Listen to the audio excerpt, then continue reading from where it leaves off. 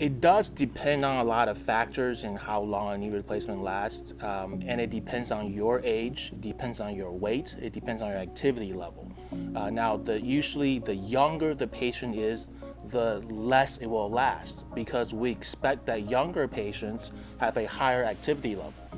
Now on average, we would say that the knee replacement can last anywhere between 15 to 25 years as long as there's no failure rate.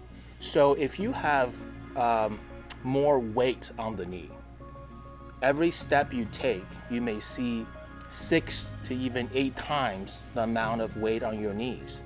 So if you took 8,000 steps a day, that's quite a lot more force on the knee, so it will wear out.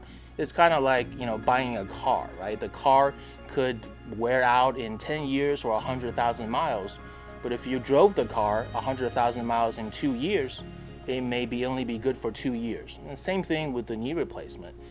So it depends on how you use it, your weight, where your activity level is. And there are some factors that you can't control. If you fell and the knee becomes loose or you have a fracture, those aren't the things you can control. But the things you can control to preserve a knee replacement would be to, lose weight if you are overweight, and then not to engage in very high impact exercises.